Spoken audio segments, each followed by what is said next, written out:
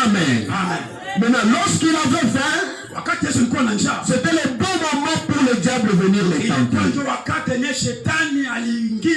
Nous avons vu que le diable, c'est un grand batailleur. Il cherchera le moment propice pour venir vous tenter.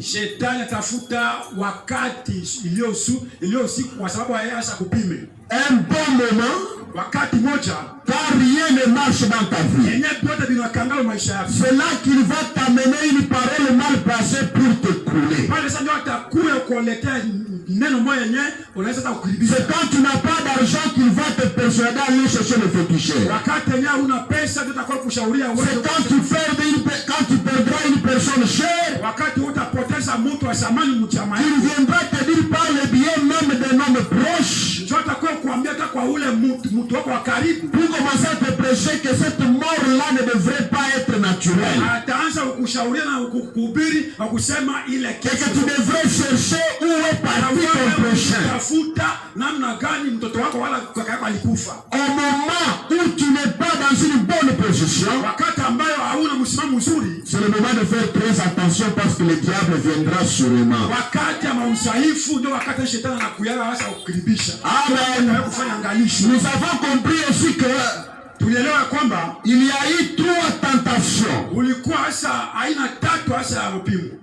Donc, il a tenté par 3 grandes préoccupations pour essayer de couler Jésus. Branham dit qu'il utilisera toujours ces 3 assauts pour te couler. Il a utilisé le premier assaut en lui demandant, lui Jésus, de changer le pierre en pain pour que lui-même en mange.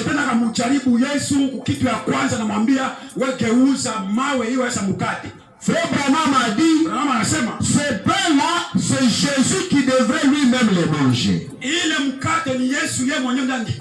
frère Branham a dit que Dieu ne donnera jamais un don pour quelqu'un, à quelqu'un, pour que ce quelqu'un-là travaille pour son propre intérêt. Non. Il ne devrait pas changer la pierre en pain pour que lui-même s'en serve. Jamais.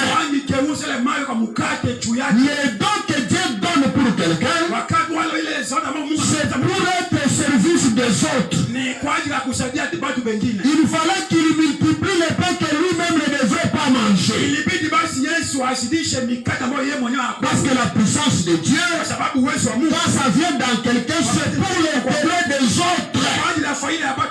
C'est ça le premier assaut. Le diable va te demander à agir avec la puissance de Dieu, mais de manière égoïste.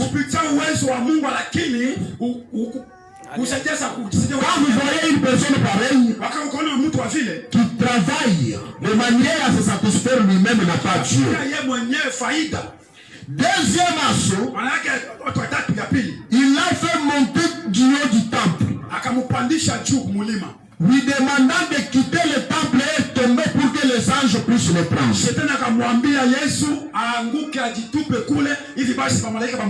Et quand il devrait tomber, ça se heurter contre la pierre,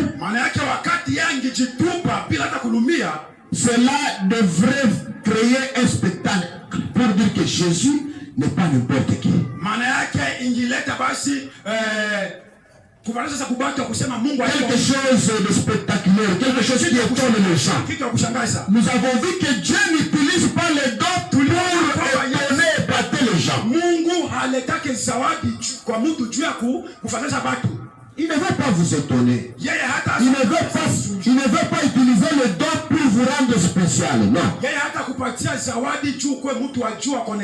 Branham a dit, cela concerne surtout les serviteurs de Dieu. On ne doit pas créer un miracle pour s'attirer un nom. L'objectif de prier pour les malades, ce n'est pas pour se faire un nom. Quand vous priez pour les malades, c'est pour accomplir tout simplement l'écriture. Si l'objectif est autre, c'est diabolique. Ni kwa ajili tunaweza kutimiza neno la Mungu ikakuwa mfano mwingine, maana yake ni kishetani. Ah, vous n'avez pas publié ce miracle là. Maana yake wewe muujiza au kutangaza. Ah, vous n'avez pas témoigné. Maana yake wewe au kushuhudia. Vous allez comprendre que ce prédicateur là, son objectif. Utaelewa ya kwamba ule mhubiri, ce n'est pas que le nom de Dieu soit loué. Non, ukomo yake ya kwanza iko juu ya Mungu atukuziwe. Ce n'est pas ça son objectif. Yeye haiko kuila son objectif, c'est pour que les gens disent ah, le frère Job vraiment le frère. Quand on a cet objectif là, on est dans le piège du diable. Quand on témoigne, c'est pas pour la gloire de l'homme. Non, c'est seulement pour la gloire du Seigneur Jésus-Christ. Parce que l'homme n'a rien de bon pour opérer un miracle. Voilà pourquoi je prie pour vous. Quand vous témoignez, observez l'objectif pour lequel vous témoignez. Si c'est pour me lever, ne témoigne même pas. Le seul peut guérir, c'est le Seigneur Jésus-Christ. Et sa puissance est permanente même ce matin. Quand je parle de lui, je sais de quoi je parle. Et s'il va te guérir, j'enlève le si. D'ailleurs, comme il va te guérir ce matin, c'est pour sa propre gloire. Pour la propre gloire de Jésus. Quand vous voulez faire des miracles pour des spectacles, vous êtes déjà dans l'assaut de l'ennemi. Ce n'est pas ça l'objectif de Jésus. Nous devons glorifier Dieu, pas les hommes. Je n'aime pas les gens qui glorifient les hommes. Mimi sipendake mtu mwenye kuna mutapa na kumsifu mtu mwanadamu. Je suis d'accord. Kweli mimi naweza kuamini. Du fait qu'on glorifie le Dieu de tel. Kwa ile tendo ambalo tunasemaka Mungu wa fulani. Je suis d'accord.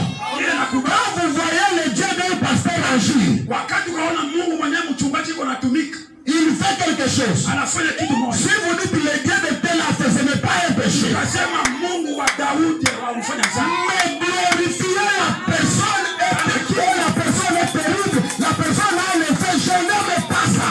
Mimi sipendake ukasema Mungu wa Yobu iko mzuri, lakini usitape Yobu juu ya fasi ya Mungu. Si on retire Dieu de mon petit ministère, je suis libre. Amen. Tukaondosha Mungu kumakazi yetu kwa huduma yetu, maana yake mimi parce que Dieu n'aime pas partager la gloire avec quelqu'un. Kwa sababu Mungu akabulaki utukufu wake na mtu. Lorsque les gens vont commencer à voir Job un homme spécial au lieu de voir Christ, Christ se retire. Bwana Ayubu mtu wa samani, mtu mkuu, maana yake pale mimi najitosha. Là Dieu se retire. Pale Mungu anajitosha mkazi. Dieu n'aime pas partager la gloire avec quelqu'un. Mungu muumbaji akabulaki utukufu na mtu mwingine. Faisons très attention avec ce que nous faisons. Tufanye angalisho na benye tuko nafanya. Non, je guéris l'aveugle. Oh, mimi, c'est toi qui as guéri, toi. Même pas un moustique, tu ne peux pas le tuer si tu ne le tapes pas. Tu as quoi qu'elle fasse? Tu ne peux rien faire. Nous sommes nuls sans Jésus. Amen. Toute la gloire, c'est pour Jésus-Christ. Un serviteur qui veut se faire un nom, pour se rendre spécial, ne pas dans le plan de Dieu. Dieu élève l'homme quand il le fait. Écoutez un peu ce mystère. Jésus a prié comme ceci.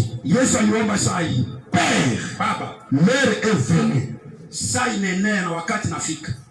que tu glorifies ton fils basi utukuze mwana wako, et que ton fils te glorifie, na mwana wako pia kutukuze. Donc nous les serviteurs de Dieu, maana sisi batumishi ya Mungu, nous avons quelqu'un que nous devons glorifier. Mtumishi wote wa Mungu iko na mtu mbele yake, c'est Dieu, ni Mungu. Mais il peut arriver que inaweza kufikia c'est Dieu aussi te glorifie lui-même. Ule Mungu atafanya miujiza maisha te glorifie, te fait quelqu'un de valeureux. Mais si tu forces à être toi-même valeureux, tu es tomber dans les pièges du diable. Watu bakuheshimu bakutape majina. Wewe peke utashindwa, utaanguka kwa mitego ya shetani. Oui, je vous dis la vérité. Ndio naambia kweli. C'est comme je disais à quelqu'un qui dit, le pasteur Charles a déjà un nom. Il a déjà une grande nom que tout le monde respecte. C'est Dieu qui lui a donné ça. Mais lui-même là, il lui parle d'un Dieu sans se glorifier lui-même.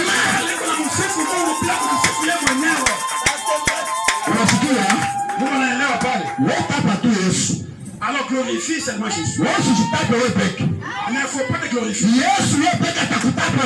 Jésus c'est tout, c'est simple. Sera glorifié. C'est simple que ça. Tu n'iras nulle part. Si tu commences à te glorifier toi-même, c'est faux. Tu n'iras nulle part. Même ça, tu ne te connaîtras pas. Je vous dis, on ne parlera plus de toi si tu te forces à te taper une place.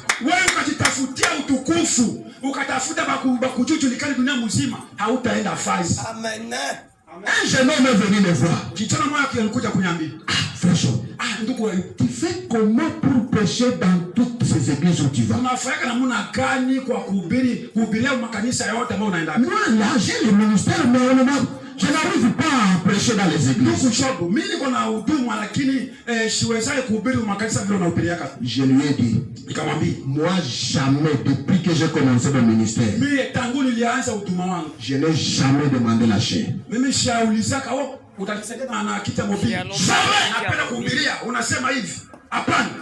êtes demandé la chair une fois? Je ne le ferai jamais. Bon, je ne demande pas à tous les autres de ne pas le faire. Hein. Comme moi. Ça, c'est mon expérience. Moi, je sais une chose.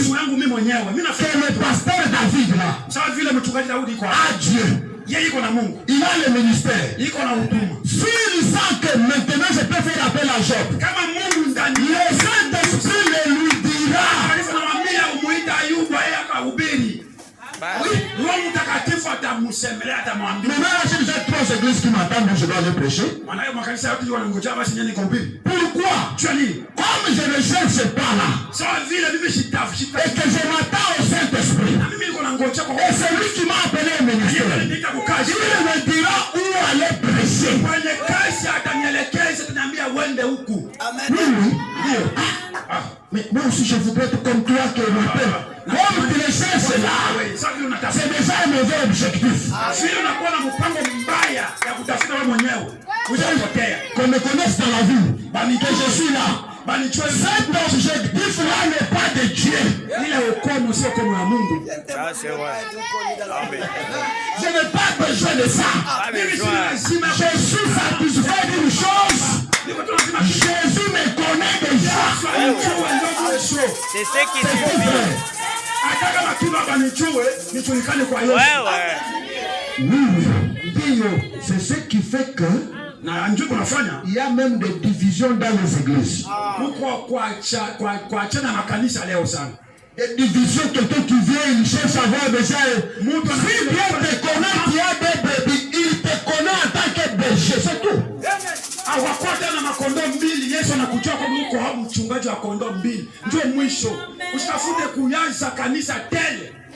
Tu seras tombé dans le piège du diable. Troisième assaut. Le troisième assaut, le piège du diable, qu'il avait tendu au Seigneur Jésus. Il lui a dit, tu vois tout le royaume ici. Mon frère, la Branham dit, il lui a montré New York. New York. Parce que Branham dit, lui, dans toutes les villes du monde, il aimait d'abord New York. Et il dit que dans le millénium, c'est là qu'il sera pour passer son millénium. Millénium, frère. Millénium, Ce n'est pas l'éternité. Millénium atapisha ndio ku New York. Millénium c'est 1000 ans, il y a déjà l'éternité n'a pas de temps. Il voulait passer cela à New York. Il dit que le diable lui a montré New York, les États-Unis, Rome, tous les royaumes du monde. Il lui a dit, je vais te donner ça à condition que tu m'adores. Le bonhomme me dit, Jésus est venu pour récupérer tout ce que le diable avait pris par la chute de l'homme. Kazi ya Yesu duniani ni kutosha, kubeba, kunyang'anya vyote ambavyo mwanadamu alipoteza kwa shetani. Mais tout ça appartenait à Dieu. Lakini mbele ile yote ilikuwa kwa ya Mungu. Mais quand Adam était tombé, wakati Adamu alianguka, le diable a commencé à gouverner. Wakati Adamu alishindwa, la venue du Seigneur Jésus, akaanza sasa kutawala. Mais la venue de Jésus, c'était pour venir reprendre ça. Le diable savait que cet homme ici cherche ce royaume à le récupérer. Maintenant, il lui a fait l'offre. Oh, adore-moi seulement, je te le donne. C'était un piège. C'était vouloir dire à Jésus comme a dit Branham que tu n'as pas intérêt à mourir pour ça. Parce que Jésus devrait payer son sang pour lancer le processus de récupération. Et il lui a dit, non, toi, tu n'as pas besoin de mourir pour ça. Tu vas souffrir. Regarde dans la vision là, il faut qu'on te donne un coup de lance. On va te tirer à la croix. Non, tu n'as pas à faire tout ça là. Adore-moi seulement ici. Et je te le donne. Frère Branham a dit, le diable, pour écouler un enfant de Dieu, il va te donner une facilité dans ce que tu cherches.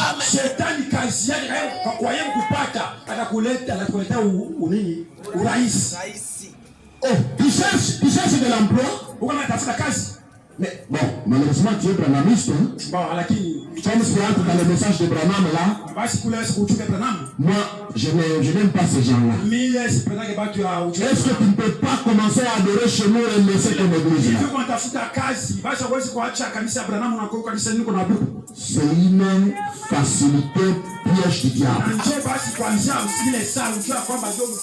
Que moi j'ai remis la parole à cause du travail. Non, accepte de souffrir pour avoir l'emploi, mais avec la parole. Oh non. Si tu dis non, il n'y a pas de mal, je vais commencer à aller là-bas, mais en cachette, je vais dans le médecin. C'est bien. Mais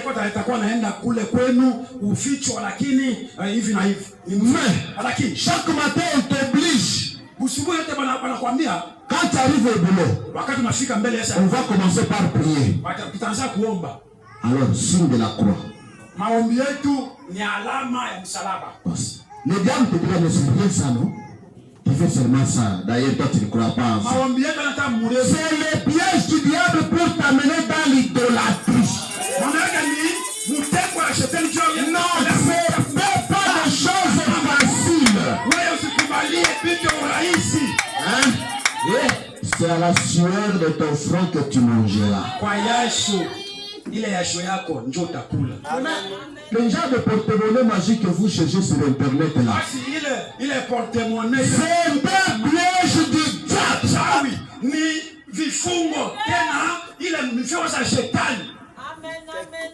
C'est un piège. N'acceptez pas quelque chose facilement.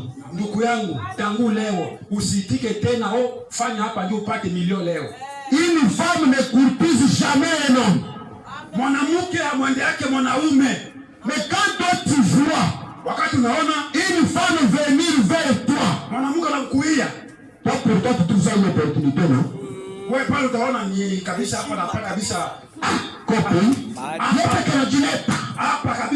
Si tu oses, tu seras attrapé dans le piège. Joseph encore aussi un corps comme toi. Il savait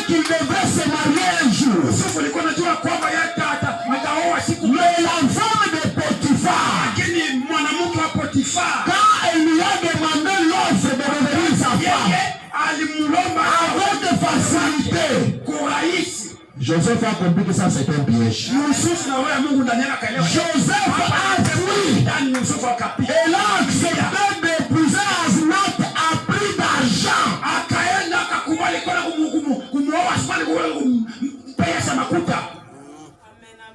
Yeye akupenda pito rahisi. Éviter les facilités. Amen. Ndugu, fanya angalisho les facilités. Fanya le diable derrière ça.